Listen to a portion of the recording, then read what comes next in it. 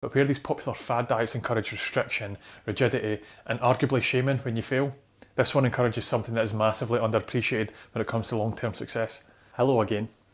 So in this video we're going to discuss arguably the most successful diet out there, or dieting strategy that you maybe haven't heard of. I'll simply tell you what that diet is and what you have to do to carry it out, and why it can be so successful compared to other diets. And lastly, I'll actually mention why this diet maybe isn't for you, because not every diet is perfect, my friend. So, shall we get into it? Before we start, you might be thinking, why haven't I heard about this diet if it's that good, James? Good question. It is a worst kept secret in the fitness industry. Many people don't talk about it, especially fad diet followers. The reason for that is it's not really a method of eating or a diet with crazy rules or hoops you have to jump through to make you feel like you're challenging yourself or accomplishing anything. These kind of people that follow these diets need to feel something extreme to achieve the body they want. Also, extreme methods sell and get views, don't they? Whereas there isn't really with this method. It's arguably just simply eating normally. Unfortunately, boring doesn't sell, which people could view this diet as. This is why I actually have a hard time calling this a diet, because it's not really, in my opinion. Because all you're really doing is understanding the energy in versus energy out equation when it comes to how much food you eat, and then taking accountability and ownership of what you throw in your mouth, and then reacting and moving foods depending on what situation you find yourself in. And what I mean by that is if you overeat in the morning, chances are you're likely going to have to rein it in the afternoon.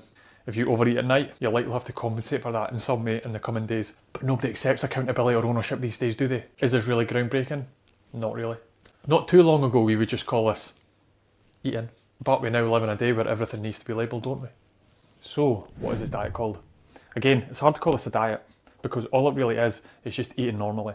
But you're also actually taking a little bit of accountability. Imagine that. Getting your grown ass to take a bit of accountability in your life. Something that is lacking in this day and age. If you follow this method of dieting, you can no longer blame somebody else for your fat ass. The thing about this diet, it is the least cultish compared to all the other popular diets. Other diets create these little followings and groups and it's a lifestyle, not a diet montage. You know, with the rocky music, and they also have their yearly conferences that then create massive cunt followings. I mean cult. I wonder what they actually talk about at carnivore conferences. We eat meat. Okay. Do you then just go home? It must be the same as the flat earth conferences. The earth is flat. See you later. It'll likely be the same idiots that attend both of them as well. So this diet that I'm talking about is simply called flexible dieting. It's more a method of eating rather than a specific diet. You have these hardcore dieters that do everything to the letter of the law and have to eat certain foods at certain times and eliminate other foods. You're also open to criticism and shame if you don't follow these extreme methods.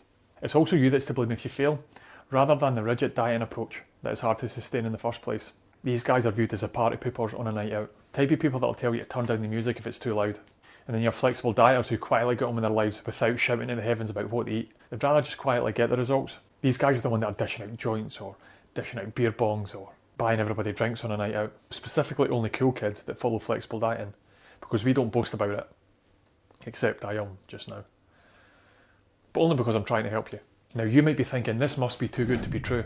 How is this so successful? And are there any rules to follow? Life for me just became a little bit easier when I discovered this diet from my old coach. We're not really bashing other diets that much. But where these popular fad diets encourage restriction, rigidity, and arguably shaming when you fail, this one encourages something that is massively underappreciated when it comes to long-term success. Most people have hectic lives, especially family lives who have crazy work schedules and mental children that you just want to fucking smother sometimes. Some days you might be on your feet running kids to football, and then the next day you actually have some time to yourself.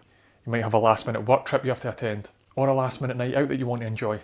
Where this diet succeeds is it promotes flexibility for these last minute hiccups or plans that may come your way, with zero guilt.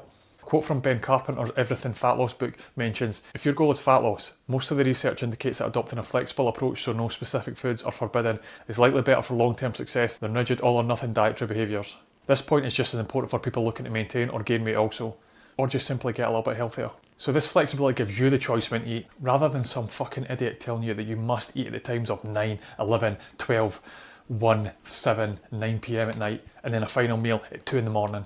You basically start building a diet around your life, rather than the other way about.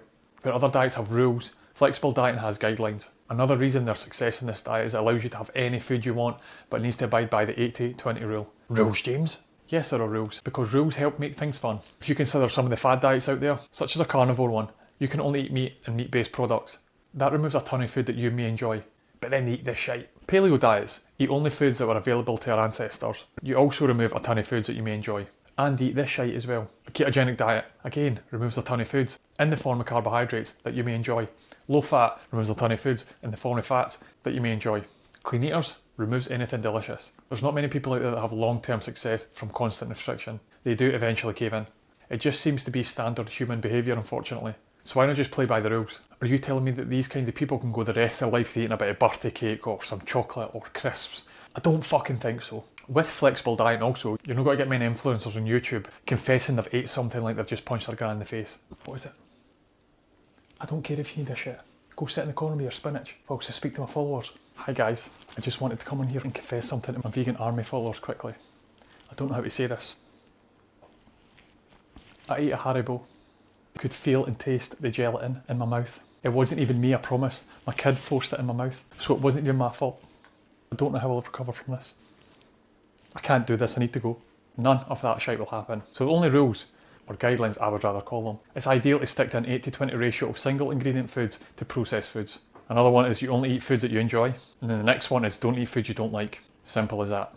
Fucking mental, right? You might now be asking, why is there a 20% of processed foods, you ask? This allows you to enjoy these non-ideal foods you've been told to be scared of. In an ideal world, your diet would be 100% whole foods. And there's probably now more than ever enough recipes out there to make a class diet that is only single ingredient foods. But we live in a world where decadent food is made daily and easy and cheap and delicious. So we're just playing by the rules. Some people don't have the willpower that others do. But there will be people out there with that sweet or savoury tooth that might need that donut or packet crisps to get them through their day and keep them on track. I can now hear you shout at the screen, you're encouraging junk food, James. If you think about it this way, right? Say if you had a blowout of 5,000 calories of all processed foods once a week that you didn't account for because of your over-restricted diet that you're not making progress on, versus what if you allowed yourself 300 calories per day of these processed foods that you did account for, that equates to a total of 2,100 calories over the course of the week, that you enjoy, that allows you to stick to your diet and maintain your goals. What one do you think is more healthy? Despite this amazing video and trying to help you out, there's an ever so slight disclaimer here for you, my friend. Despite boasting about its successfulness and despite studies leaning towards this method, it is not guaranteed. And I'm just being honest here. This is where I differ from most other diet pushers because I offer transparency and honesty, my friend. There are obviously still issues with this method. This is where anyone with even a slight understanding of how dieting works really understands that the best method of dieting is the one that you can stick to the most. There's still a slight issue with that though, because there should be an element of self-care within whatever method you choose. And that strong encouragement is eating a diet that's full of fruit and vegetables and vitamins and minerals. This is where I have a really big fucking issue with bizarre fad diets that lack these kind of things. But at the end of the day, the best diet for you is going to be the one that you can stick to the most with the least resistance. So that may be flexible dieting or it can be something completely different. Despite my constant barrage of abuse towards carnivore dieters, if you bizarrely succeed on that, well done. I can still think you're a fucking idiot if you don't eat fruit and vegetables. But if you are living a healthy life, whatever that word means to you, then you just carry on winning, my friend. Another issue to mention with flexible dieting as well is this acceptance of eating any food that you want may lead you down a path of binge eating. It's easy to say to you, just have one biscuit, but some people finish the whole packet. Or it's easy to say to you, just have a handful of crisps, but then they finish the tube of Pringles. So it's not faultless. But personally, I'm biased towards this method because this diet suits my hectic life that changes every day. Much like the majority of you that's watching. It also allows me to continue to pursue my goals when I'm extremely busy and on the go. Or even when I'm relaxed and I can plan ahead, whilst also having zero guilt. It puts your outcome firmly in your hands and lets you take responsibility, something that is completely lacking these days. Just like everyone in this walk of life with different shapes, sizes, beliefs, goals, etc. The same goes for diets. Find the one that you can stick to the most until you absolutely abuse it, or milk every last drop of it, and then switch it up for your next goal. I'm not saying this diet will cure all your problems, but what it might do is take that little bit of stress out of your day that you don't need, especially around something that you should be enjoying. So hopefully that's been helpful, my friend. What I'm now going to do is turn your attention to this video that YouTube has recommended. I'm not really sure which one it is, but go for it. What you also have to look forward to next week is how this diet can be even more simple to follow and how you can set it up in just one day. I'll see you then. Thanks very much for watching and I'll see you in the next video.